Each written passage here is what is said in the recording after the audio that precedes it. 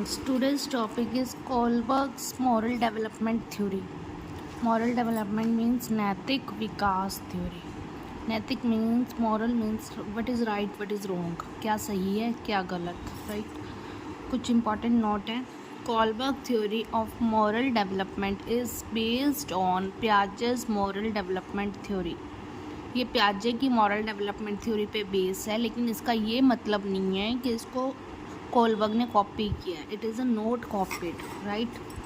Kohlberg's theory of moral development shows a clear connection between moral and cognitive maturity.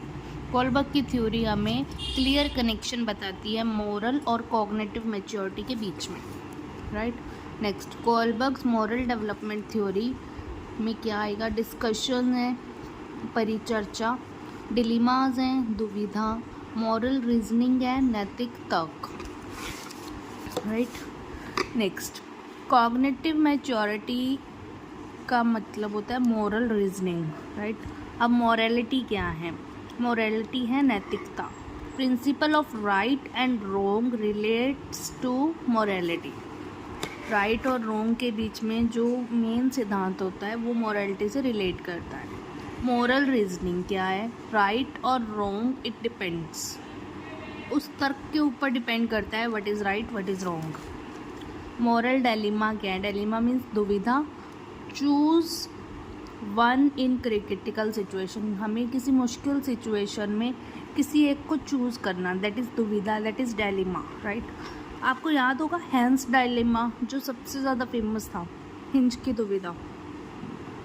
Hinge की wife बीमार है, medicine नहीं है शहर में, एक ही पर्सन है जिसके पास वो दवाई बनाई है, जिसने वो दवाई बनाई है, और वो उसका 10 टाइम ज़्यादा रुपए मांगता है, राइट. इस सिचुएशन में दो रास्ते हैं, या तो चोरी करके या अपनी वाइफ को मरने दे. या तो वो चोरी करे हिंज, या वो अपनी वाइफ को मरने दे. तो उलझा हुआ है हिंज, उलझ गया, अभी मैं क्या करूं क्या नहीं करूं. अंत में वो चोरी करता है ताकि उसकी वाइफ तो बच जाए. इट्स अ राइट और रॉन्ग. अब आप बताएंगे कि हिंज ने जो किया वो सही किया या गलत किया, उसको चोरी करनी चाहिए थी या नहीं करनी चाहिए थी. ठीक है. नेक्स्ट, कोलबर्ग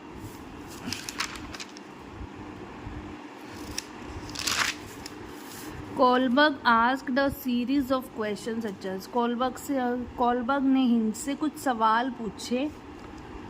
वो ये थे: Heinz should not steal the drug since it would be breaking the law. Heinz को चोरी नहीं करनी चाहिए थी जिसके कि उसका उन्होंने लॉ को ब्रेक किया और लॉ को तोड़ा है, कानून को तोड़ा है.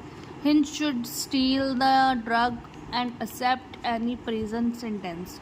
हिंज को चोरी करनी चाहिए थी, वो ड्रग चोरी कर लेनी चाहिए थी और अपनी गलती मान लेनी चाहिए थी और जेल चले जाना चाहिए था. Heinz should steal the drug and not do to prison as this is unfair. Heinz को चोरी करनी चाहिए थी लेकिन उसको जेल नहीं होना चाहिए था, दिस इज़ अनफेयर. अब आप बताएंगे इनमें से क्या सही है. ठीक है.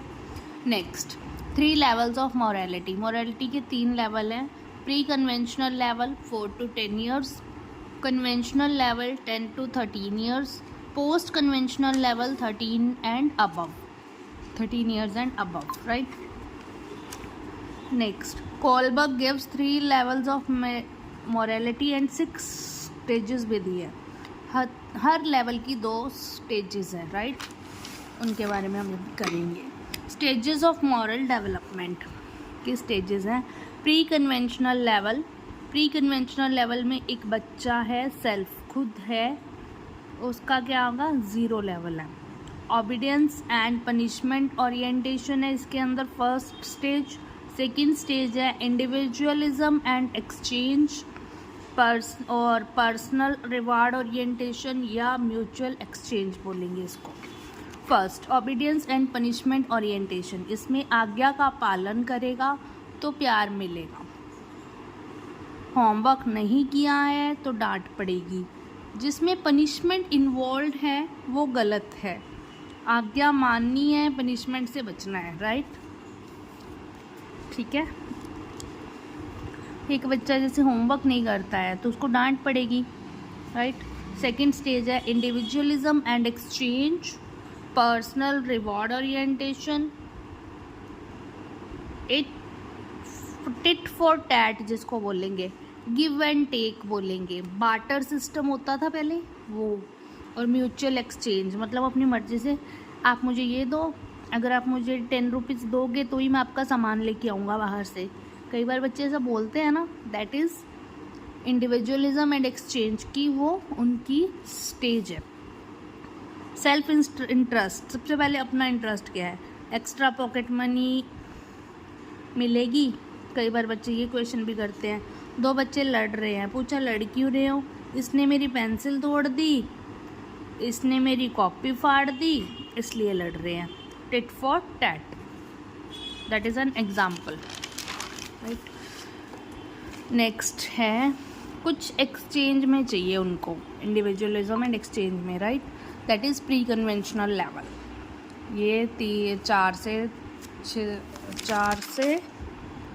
10 साल के बच्चों में मोस्टली होता है। Level 2 conventional level, society biased based होती है ये, एज पर कन्वेंशंस और ट्रेडिशंस के अकॉर्डिंग होता है। इसके अंदर थर्ड स्टेज आएगी इंटरपर्सनल रिलेशनशिप, यानी कि good boy good girl. Fourth stage आएगी मेंटेनिंग द सोशल ऑर्डर, यानी कि लॉ एंड ऑर्डर है, राइट। इसमें हम थर्ड स्टेज पढ़ेंगे इंटरपर्सनल रिलेशनशिप, यानी कि good boy nice girl orientation है, क्लास में फर्स्ट आना है, होमवर्क टाइम पे करना है, ये प्राउड और प्रेज मिलेगी। होमवर्क टाइम पे करोगे प्राउड, आपकी प्रेज होगी, मैम आपको शाबाशी देंगे, क्लास में फर्स्ट आए हुए प्राउड फीलिंग है। प्रेज के लिए कोई काम करना, 10 to 13 ईयर में बच्चे प्रेज के लिए करते हैं, मैम के आसपास रहेंगे, मैम का सारा काम करेंगे, अच्छे से अपना होमवर्क करेंगे कि उनको प्रेज हो, पूरी क्लास में उनकी तारीफ़ हो, बच्चे इस चीज़ को ज़्यादा वो करते हैं। नेक्स्ट फोर्थ स्टेज है maintaining the social order, law and order.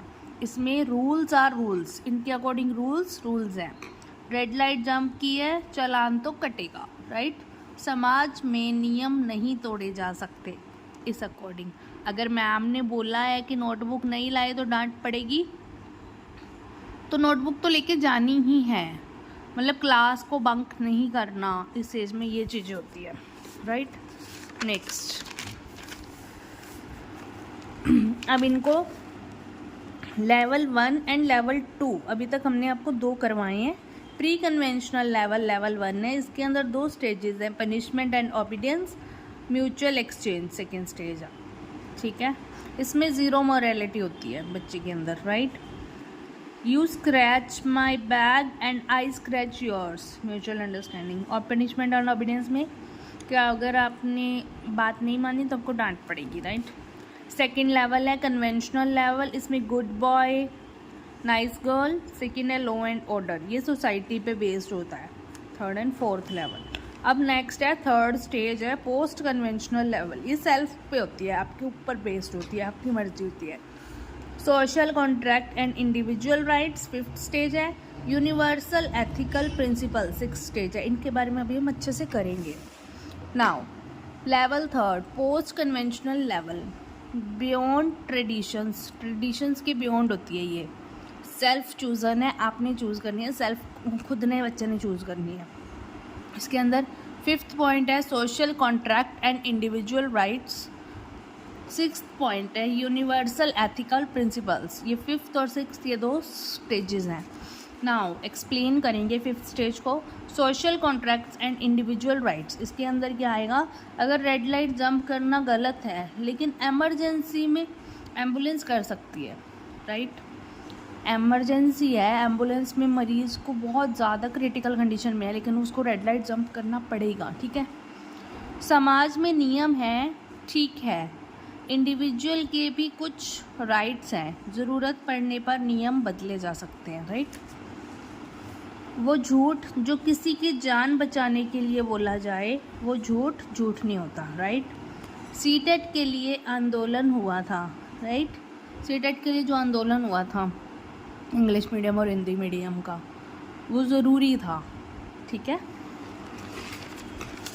Next 6 stage है यूनिवर्सल एथिकल प्रिंसिपल्स। इसमें सेल्फ चूज़ करना, ह्यूमैनिटी के लिए, बेनिफिट के लिए, अपने इंसान मतलब बच्चा अपने आप को चूज़ करेगा ह्यूमैनिटी के लिए। Like Mahatma Gandhi, Nelson Mandela, Bhagat Singh, इन्होंने ह्यूमैनिटी के लिए अपना योगदान दिया था। ठीक है, अब इसके कुछ क्रिटिसिज्म है, कुछ आलोचना है इस थ्योरी की। First, not applicable in all culture, ये हर कल्चर में एप्लीकेबल नहीं है, सभी कल्चर के लिए मान्य नहीं है।